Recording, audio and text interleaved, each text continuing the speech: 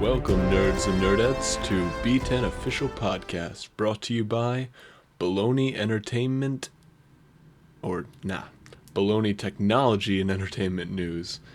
Thank you for listening to the show today. I know you could have had plenty of opportunities to do better things, such as watch the red carpet thing that's happening, the Oscar pre-show thing. I don't know. I'm not watching it. It's a hashtag boycott the Oscars 2013.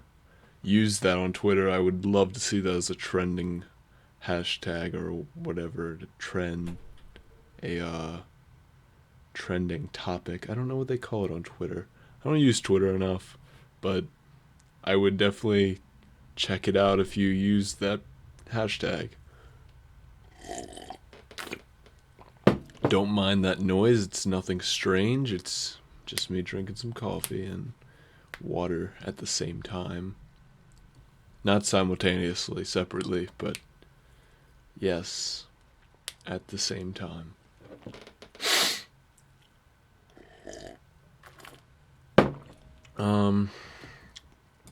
Actually, there's a lot of tech news that isn't related to video games whatsoever today, so that's a little bit surprising considering my show has been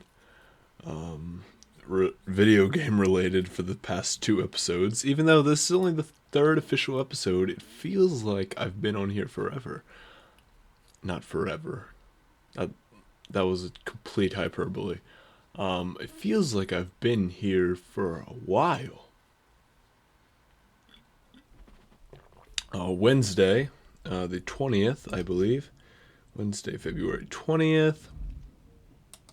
I hosted my live event, my live B10 official podcast live for the first time ever to commentate on Sony's PlayStation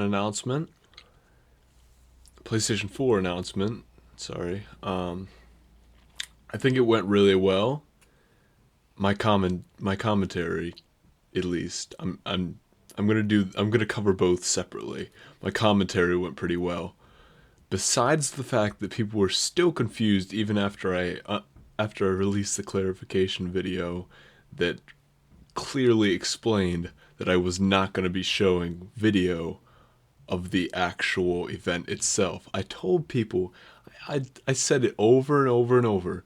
If you want to see the actual event, then go to Sony's, either Sony's website or IGN, or then after that I found out that Sony was doing it on Ustream, so I also posted the Ustream link several times, and people were still confused.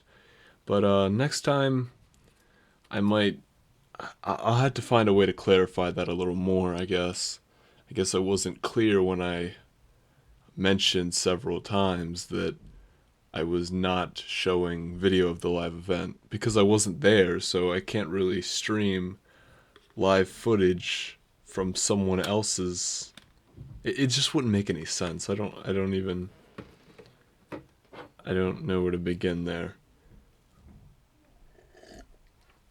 But anyway, yeah, the commentary went well, and as did the announcement itself was great. I thought, in my opinion, it was great. There's people that argue that, we didn't see the console. Why didn't we see the box? I don't know how to answer that. I don't know where to begin with that either. Why do you want to see it? Why does it really matter that much? Hold on. Does it bother you that you can't see a black box that is going to look nearly identical to all the previous consoles that have ever been released? If you pay attention to the history of game consoles, then you'd realize that they haven't really changed much at all. I mean, I could understand if it was a handheld or a tablet or something like that, something you'd be carrying around. but no one really cares what the box looks like. I doubt it's going to be different enough like GameCube where it will really matter. People, these companies nowadays are releasing boxes that fit in with everything else, I suppose. It's like a DVD player, like if, or excuse me, Blu-ray player. That what kind of tech news show is this? We talk about DVD players. Um, it's it's like showing off new Blu-ray, new a new. It's like showing off an entirely new video format, and people complain that they didn't show the box. Like, aren't you more interested in the content than the box itself? It's like when I don't know, like this new technology is out and all you care about is seeing the box. I would much rather see the content than the box. And we did. We saw a lot of the content. It was great. Um really for some strange reason, I hate first person shooters. It's never really been my thing. There are a few exceptions there, uh, but for the most part, I'm not really a huge fan of first person shooters, especially brown shooters. But anyway, Killzone 4 attracted me a lot. I don't know. Maybe it was because it was the most attractive game there that Sony showed off, but it could also be because maybe my tastes are changing. I don't know. It looked like a really interesting game. I've seen footage and stuff from other Killzone games. Never really played one. Never got into it. Never really had the urge to play one. But this looks different. It is a side story, so I could start there. I don't have to. If you're interested as well, you don't have to play the other ones to understand it. I don't think.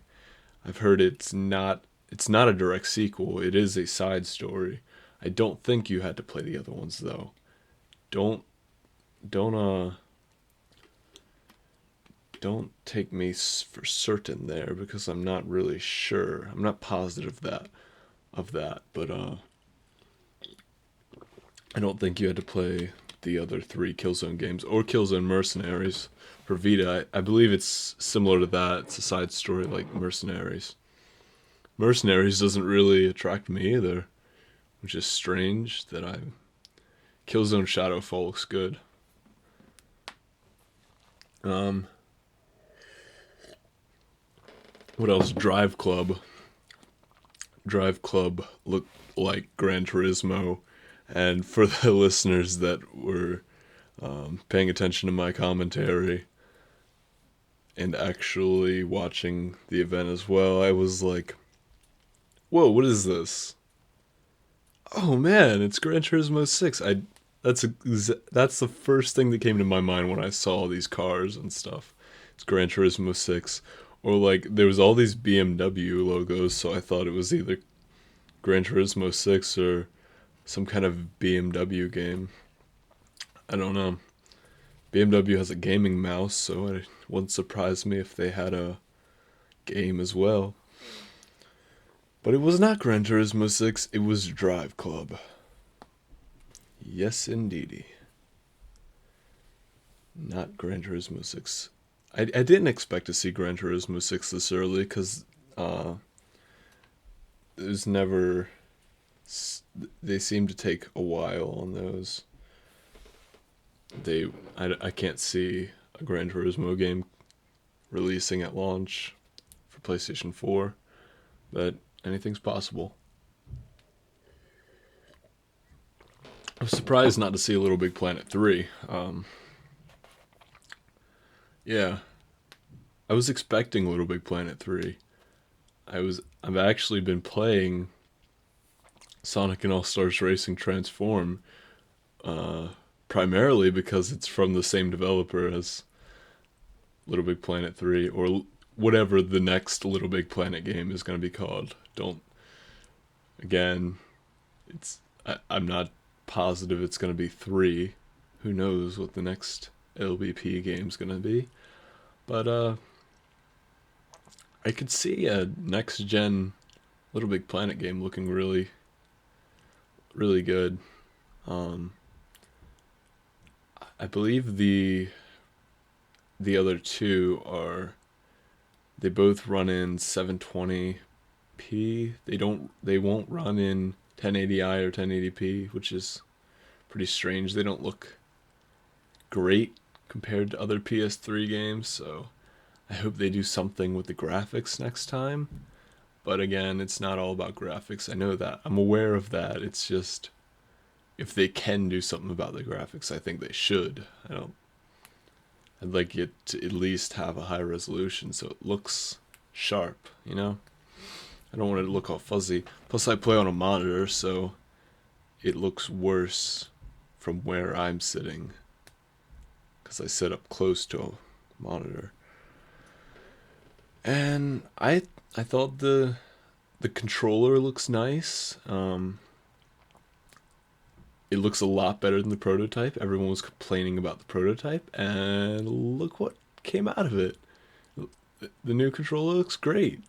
Some people will argue that it still looks bad, but I think it looks a lot more stylish than the prototype. Anyone would have to admit that.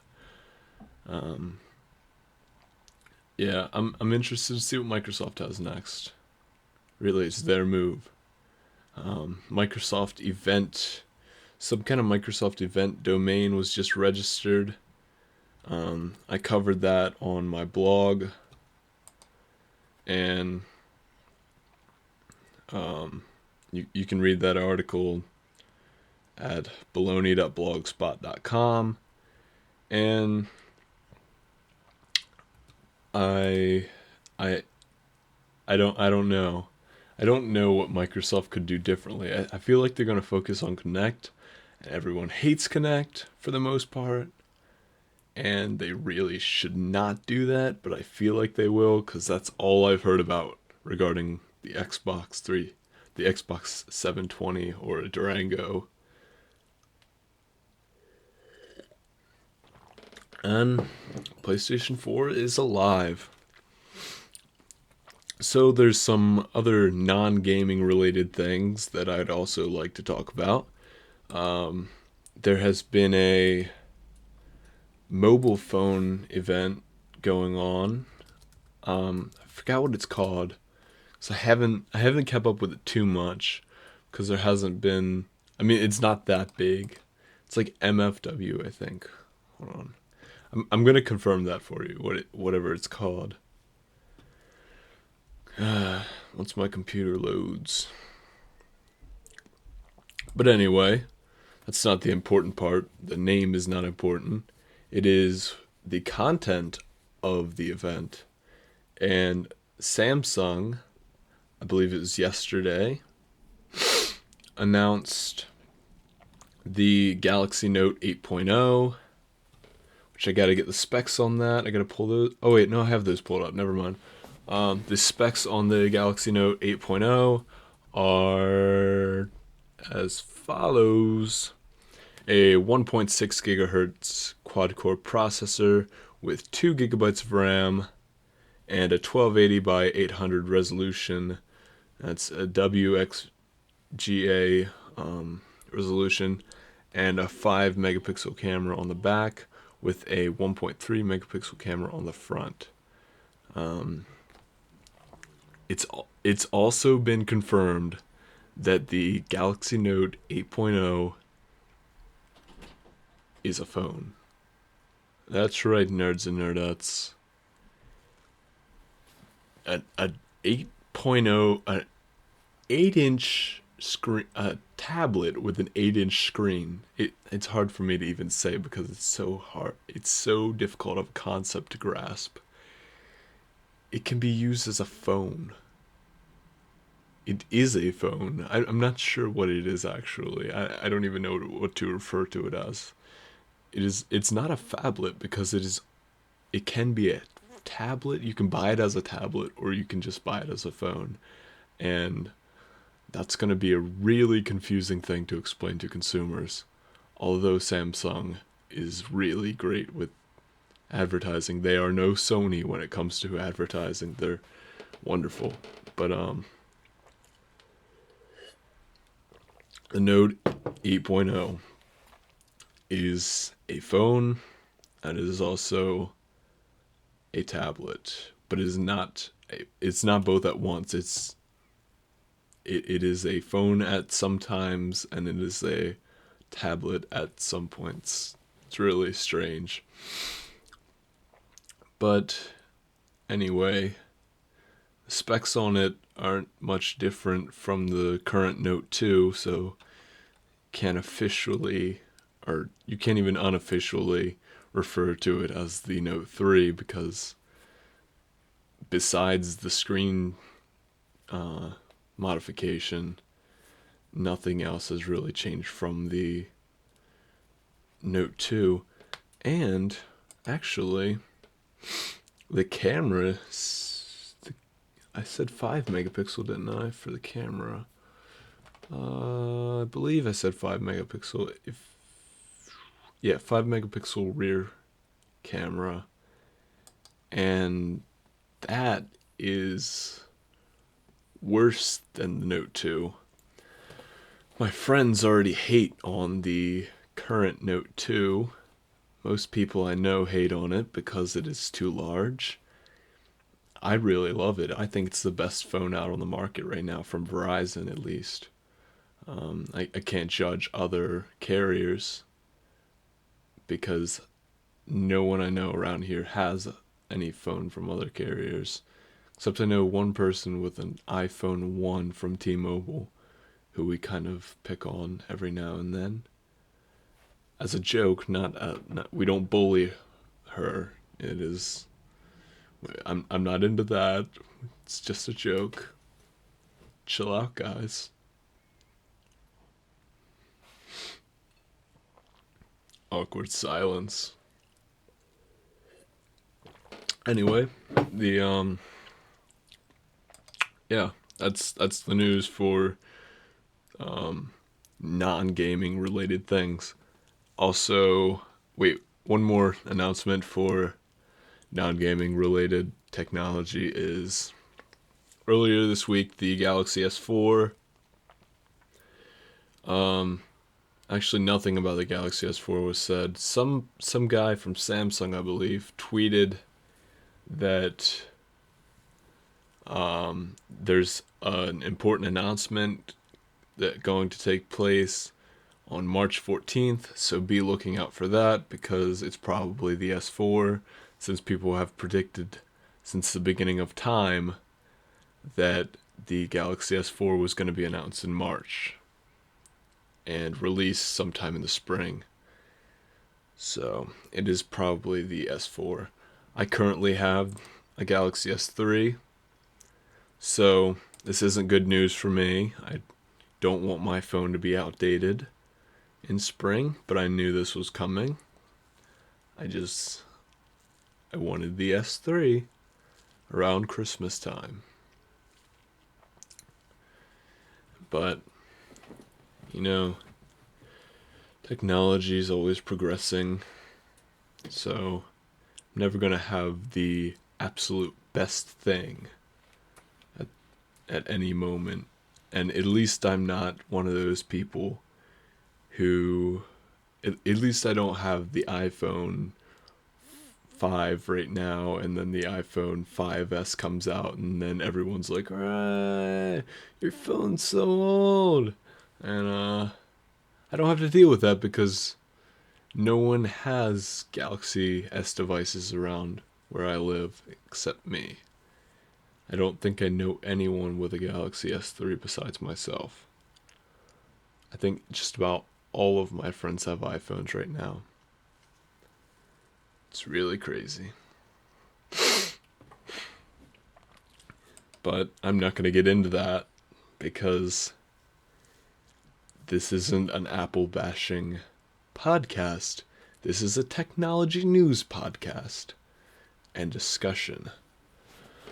Let's see, what else I have to talk about. Upcoming releases, what I've been playing, and what I want to play. And then the show will conclude.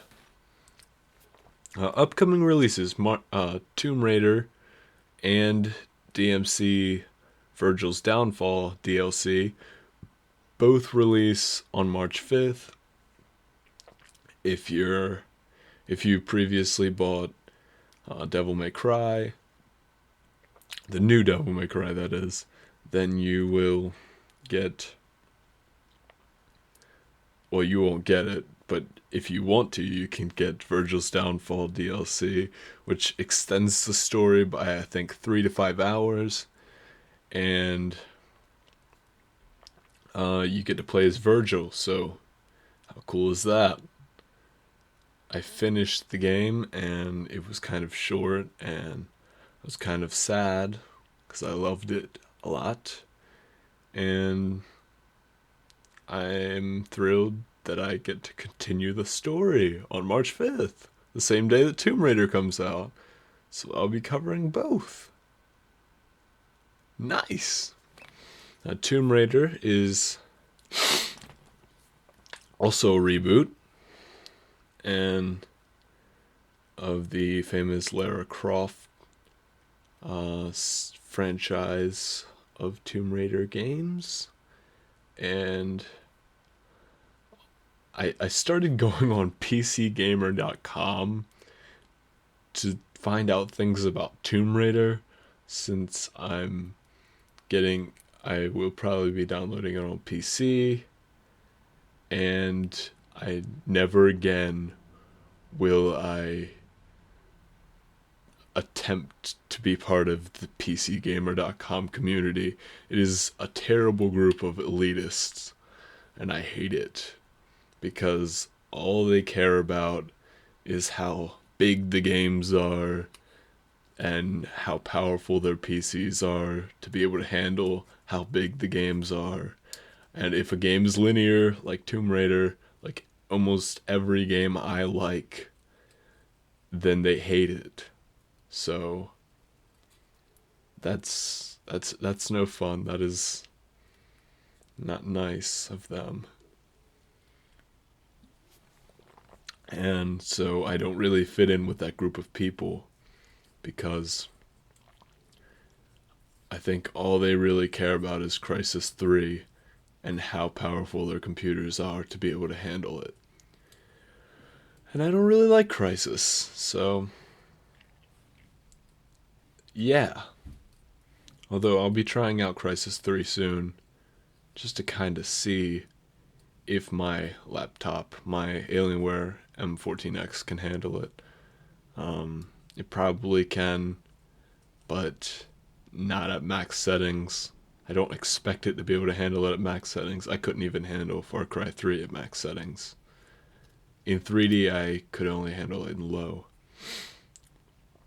And BioShock Infinite comes out at the end of March, towards Easter.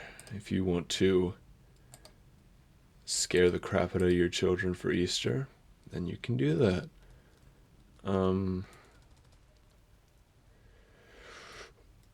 What is the date for BioShock Infinite? I think it's March 24th, but I don't know for sure, so I'm going to check. March 26th. So, good thing I checked. Yeah, BioShock Infinite releases March 26th.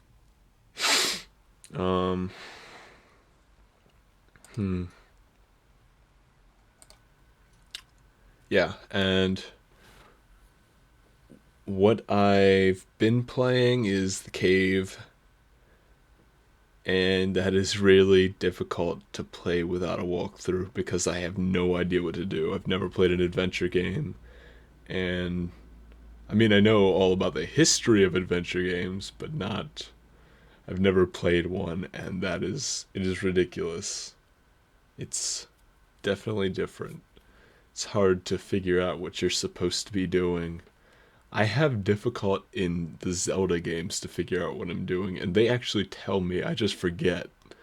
But in The Cave, no one tells you what to do. You just have to figure it out on your own, and it's usually this completely illogical thing that you have to do that you would have never thought of otherwise if you hadn't checked on a walkthrough. And I'm sure I'll get some comments that say, "Wow, you can't even finish the cave, it's so easy, oh my god. Wow, noob."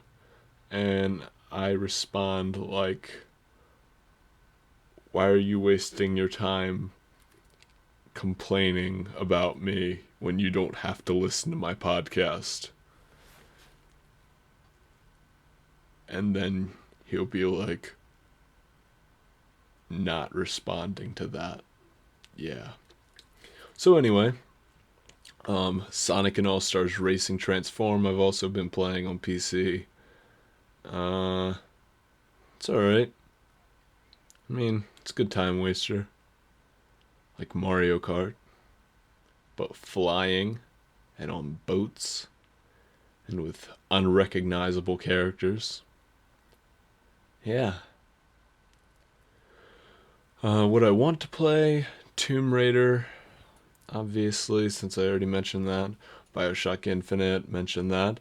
The Last of Us doesn't come out till June, so I didn't really think that was a huge deal.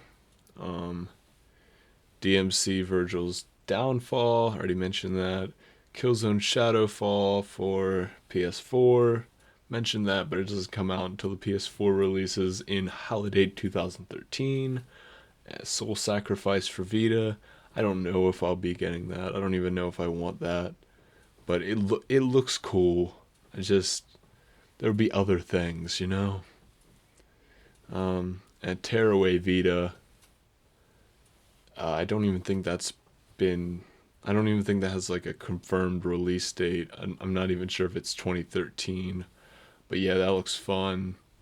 It's from the creators of the developers of Little Big Planet, the original Little Big Planet series. And that's about all. That's all I have for you today, guys. So yeah, I'll be letting you go. Oh yeah, wait, one more announcement. Shoot.